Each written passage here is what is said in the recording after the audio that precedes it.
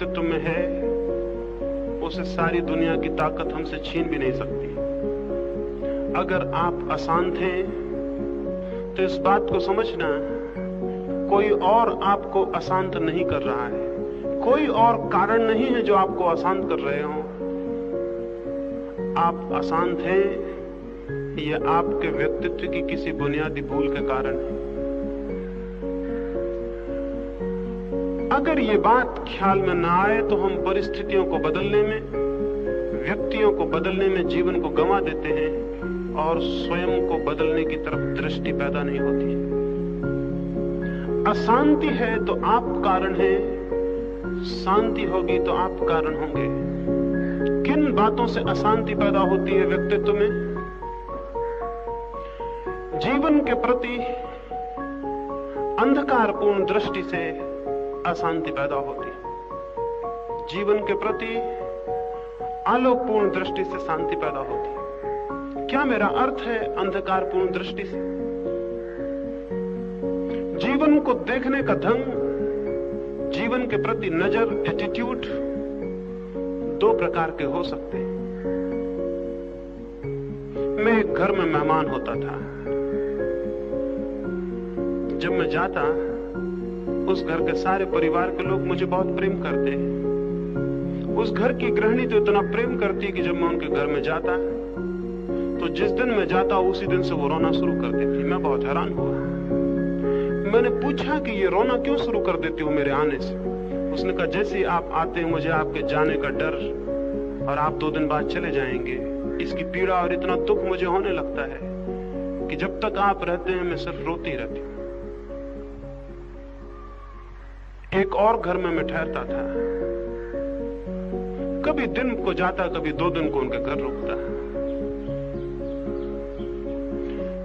उस घर में भी जो परिवार था बहुत प्रेम करता। मैंने उनसे पूछा कि जब मैं आता हूं आप रोते हैं या नहीं?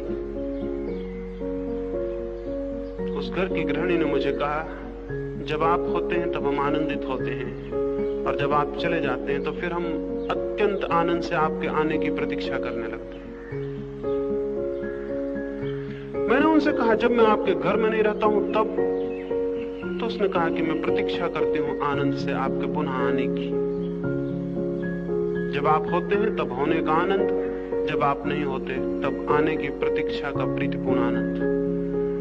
और एक घर में एक गृहिणी ने मुझे कहा कि जब आप नहीं होते हैं तो मैं दुखी होती हूं, कब आप आएंगे, और जब आप आते हैं तो मैं दुखी रहती हूं कि कहीं आप आजकल में आप चले ही जाएंगे। जीवन को देखने के 2 ढंग होते हैं। जो हमारे पास होता है उसमें आनंदित होना, और जो हमारे पास नहीं है उसके लिए दुखी होना। अगर आपके एक दांत में दर्द हो जाए तो ऐसा लगेगा कि मेरे ऊपर नरक टूट पड़ा है, और आप सोचेंगी कि अगर ये मेरा दांत का दर्द अलग हो जाए तो मुझे सब सुख मिल जाएगा। लेकिन जब दांत का दर्द दूर हो जाता आपको कौन सा सुख मिलता है? और अभी आपका कोई भी दांत नहीं दुख रहा है, आपको कौन सा सुख है? एक दांत का दर्द नरक में डाल देता है, 32 दांत में कोई भी नहीं दुख रहा है, लेकिन आप स्वर्ग में नहीं हैं। जो नहीं है, जिसका अभाव है, उससे तो हम दुखी और पीड़ित होते हैं, लेकिन जो है, जो उपलब्ध है, उससे हम आनंदित नहीं होते। तब तो जीवन एक दुख की लंबी कथा हो जाएगी। एक घर में मैं अभी कोई वर्ष हुआ गया, छोटा मकान था। वे बहुत दुखी थे और मुझसे कहे, मकान बहुत छोटा है, अगली बार जब आप आएंगे तो हम बड़े मकान में चले गए होंगे। छोटे मकान से वे दुखी थे। मैंने कहा कि मैं जरूर अगली बार आऊंगा। अगली बार मैं गया, वे बड़े मकान में पहुंच गए थे, लेकिन मुझे कोई सुखी नहीं दिखाई पड़े। मैंने उनसे पूछा कि बड़े मकान में आ गए हो लेकिन सुखी नहीं मालूम पड़ते। उन्होंने कहा, मकान तो जरूर बड़ा है, पहले मकान से बड़ा है, लेकिन फिर भी एक फ्लैट है, और हम तो एक बंगले का विचार करते हैं। 5 साल के भीतर नया बंगला बना लेंगे। अलग दूर झाड़ियों के बीच में मैंने उनसे कहा अगर मैं बचा और 5 साल के बाद भी आना संभव हुआ तो मैं आऊंगा। मैं ये देखने आऊंगा कि उस बंगले में भी आनंद मिलता है या नहीं। इतना मैंने उनसे कहा कि उस बंगले में भी आनंद नहीं मिलेगा, क्योंकि जिस व्यक्ति को जो उपलब्ध है, अगर वो उसमें आनंद खोजने में असमर्थ है तो उसे जो भी उपलब्ध हो जाएगा उसमें भी वो आनंद खोजने में असमर्थ होगा। आनंद तो हमारी खोज पर निर्भर करता है। जो है, अगर हम उसमें आनंद खोजने में समर्थ हो जाएं, तो जो भी हमारे पास होगा हम उसमें भी आनंद खोजने में समर्थ होंगे। और अगर हमारे जीवन की दृष्टि जो भी है उसमें दुख खोजती हो, तो फिर जो भी हमारे पास होगा हम उसमें दुख खोजते चले जाएंगे। ऐसे जीवन दुख की एक कथा हो जाती है और प्राणों में अशांति गिर जाती है। अशांत होने का अर्थ है हमने जीवन के अंधकारपूर्ण पहलू को पकड़ना सीखा है। हमने जीवन के प्रकाशपूर्ण पहलू को पकड़ना और पहचानना नहीं सीखा। एक और छोटी कहानी कहूं इस ख्याल से कि आप में से बहुत लोग नए होंगे, उनको मेरी बात ठीक से समझ में आ जाए। 2 साधु एक दिन सांझ को अपने झोपड़े पर वापस लौटे। वर्षा के दिन आने को थे, आकाश में बादल गिर गए थे, जोर के तूफान उठे हुए थे, हवाएं जोर से बह रही थीं और बादलों के आगमन की प्रतीक्षा थी। वर्षा के दिन आने को थे। वे दोनों सांझ को अपने झोपड़े पर लौटे, गांव के बाहर नदी के पास। पहला साधु जैसे ही अपने झोपड़े को देखा हैरान हो गया। हवाओं ने आधे झोपड़े को उड़ा दिया था। आधे झोपड़े का छप्पर टूटा हुआ गिरा हुआ था, दूर पड़ा था। गरीब का झोपड़ा था, कोई बड़ी ताकत का झोपड़ा नहीं था, लकड़ी बांस से बना हुआ था। आधा झोपड़ा उड़ गया था। वो फकीर बोला, इन्हीं बातों से तो परमात्मा पर शक आ जाता है। इतना बड़ा गांव है, इतने बड़े मकान हैं, उनमें से तो किसी का मकान नहीं टूटा है। इस गरीब साधुओं के मकान को भगवान ने तोड़ दिया। इसी से शक पैदा हो जाता है कि भगवान है भी या नहीं। पापियों के बड़े मकान खड़े हो जाते हैं और हम जो निरंतर प्रार्थना में समय बिता रहे हैं उनका आधा झोपड़ा खराब हो गया। अब वर्षा में क्या होगा? वो ये कह ही रहा था, अपने मन में सोच ही रहा था कि पीछे से दूसरा फकीर भी उसके साथ ही रहता था, वो भी आया। उसके आते उसने कहा कि देखते हो हमारी सारी प्रार्थनाओं का फल, हमारे सारे उपवास, हमारी सारी पूजा ये फल लाई कि वर्षा सिर पर खड़ी है, झोपड़े का छप्पर उड़ गया। अब क्या होगा? इस वर्षा में कैसे दिन व्यतीत होंगे? लेकिन वो दूसरा फकीर झोपड़े को देखते जैसे किसी आनंद से भर गया और नाचने लगा, जैसे पागल हो गया हो। और उसने एक गीत गाया और उसने कहा कि परमात्मा तेरा धन्यवाद है। आंधियों का क्या भरोसा, पूरे झोपड़े को भी उड़ा के ले जा सकती थी, जरूर तूने ही बाधा दी होगी और आधे झोपड़े को बचाया।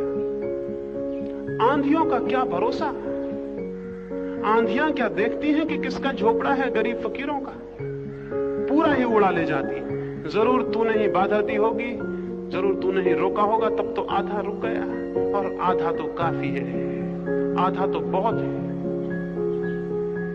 वो झोपड़े के भीतर गया और रात उसने एक गीत लिखा और उस गीत में उसने लिखा कि हमें तो पता ही नहीं था कि आधे छप्पड़ में इतना आनंद हो सकता, नहीं तो हम खुद ही पहले आधा अलग कर देते।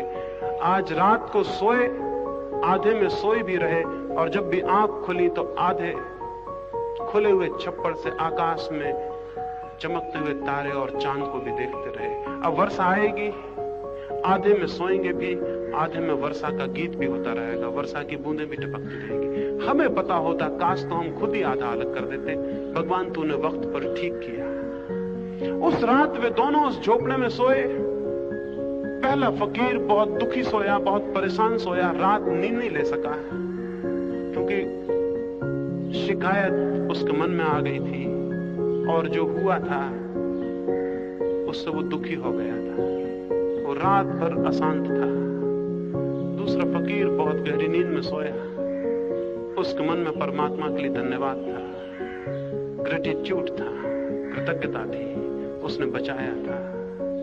वो सुबह आनंदित उठा। घटना एक ही थी, देखने वाले आदमी 2 थे, परिस्थिति एक ही थी, देखने की दृष्टियां 2 थी। कौन सी दृष्टि आपकी है, इस पर विचार करना। अगर पहले वाले साधु की दृष्टि है तो चित्त अशांत होगा, अगर दूसरे वाले साधु की दृष्टि है तो जीवन में बहुत आनंद है, बहुत बहुत आनंद है, जीवन में बहुत कृतज्ञ होने जैसा है। इस संबंध में इतना ही आपसे कहना चाहता हूं कि ये विचार करना कि आपकी दृष्टि कौन सी है। अगर पहले वाले साधु की दृष्टि हो तो इस जीवन में आपको नरक के सिवाय और कुछ भी उपलब्ध नहीं हो सकता, और उसका दोष जीवन को मत देना कि जीवन बुरा था। स्मरण रखना कि उसकी सारी की सारी बात जीवन के बुरे होने की ना थी, वो दृष्टि के गलत होने की थी। और अगर आपकी दृष्टि दूसरे साधु की हो तो इस जीवन में बहुत है, इस जीवन के पत्ते पत्ते में संगीत है और कण कण में एक अद्भुत रहस्य है। लेकिन अगर दृष्टि हो तो वो दिखाई पड़ना शुरू होता है। छोटे छोटे प्रेम में बहुत प्रार्थनाएं हैं, छोटे छोटे जीवन के संबंधों में बहुत आनंद है, लेकिन केवल उनको दिखाई पड़ेगा जो देखने में समर्थ होते हैं, उनको नहीं जो आंख बंद किए बैठे रहते हैं। इस प्रश्न के उत्तर में जो पूछा है अशांत हैं, शांत कैसे हों, ये मैं कहना चाहता हूं। विचार करना, देखना कि किस तरह से जीवन को देखने का आपका ढंग है, और ये आपके हाथ में है कि अगर ये दिखाई पड़ जाए कि जीवन को देखने का ढंग मेरा गलत है और मैं अपने हाथ से अशांति के बीज बोए चला जाता हूं, और मैं अपने हाथ से जहां फूल भी हैं और कांटे भी हैं वहां केवल कांटों को ही देखता हूं, फूलों को नहीं, तो फिर कौन क्या करेगा? अगर ये ख्याल आ जाए तो जीवन को बदलना आपके हाथ में है, क्योंकि कोई भी मनुष्य दुखी नहीं होना चाहता। कौन दुखी होना चाहता है? कोई भी दुखी नहीं होना चाहता। अगर ये स्पष्ट समझ में आ जाए कि दुखी होना मेरी दृष्टि में है, तो उस दृष्टि से मुक्त होना कठिन नहीं है। ये बोध आते ही कि मेरी दृष्टि गलत है, जीवन में परिवर्तन शुरू हो जाता है। ये बोध आते ही कि अशांति के कारण मेरे देखने में छिपे हैं, देखने का ढंग बदलना शुरू हो जाता है। कुछ और करने की जरूरत नहीं, ठीक रूप से सत्य के प्रति जाग जाना जरूरी है कि मेरी अशांति मेरे जीवन दृष्टिकोण में छिपी। जब तक दूसरों में हम अशांति के कारण खोजते रहेंगे, एक पत्नी खोजती रहेगी कि उसके पति के कारण वो अशांत है, वो गलती में है। एक मां सोचती रहेगी अपने बच्चों के कारण अशांत है, वो गलती में है। एक बहन सोचती रहे कि वो अपने संबंधियों के कारण अशांत है, वो गलती में है। जो भी ये सोचता हो कि मैं किसी और के कारण अशांत है, वो एकदम गलत है। और इस भांति सोचने से उसके जीवन में कभी शांति संभव नहीं हो सकती। ये सोचना ही अशांति को जन्म देता है। सोचने का ढंग बदलना जरूरी है। वो तभी बदल सकता है जब हम अपने व्यक्तित्व का ठीक से विश्लेषण करें, ठीक से अपने व्यक्तित्व को सोचें और समझें और देखें कि मेरे नजर में, मेरी दृष्टि में कहीं भूल तो नहीं है, कहीं बुनियादी भूल तो नहीं है। और मैं समझता हूं कि हम में से प्रत्येक के पास इतनी समझ होती है कि अगर हम उसका उपयोग करें तो अपनी दृष्टि की भूल को देख पा सकते हैं, और वो देख ली जाए, उसका दर्शन हो जाए, तो जीवन में क्रांति होनी शुरू हो जाती है। वही होंगे दिन, वही होंगी रातें, वही होंगे पति, वही होंगे बच्चे, वही होगा परिवार, वही होगी दुनिया, लेकिन दृष्टि के बदलते ही वही सब जहां नरक था, स्वर्ग का आगमन शुरू हो जाता है। स्वर्ग और नरक कोई भौगोलिक, कोई ज्योग्राफिकल स्थितियां नहीं है कि कहीं ज्योग्राफी में, कहीं भूगोल में खोजने से नरक और स्वर्ग मिल जाएंगे। स्वर्ग और नरक साइकोलॉजिकल, मनुष्य की मानसिक स्थितियां हैं। जो मनुष्य जीवन को ठीक से देखने में समर्थ हो जाता है, वो यहीं स्वर्ग में प्रविष्ट हो जाता है, और जो गलत ढंग से देखता है वो नरक में प्रविष्ट हो जाता है।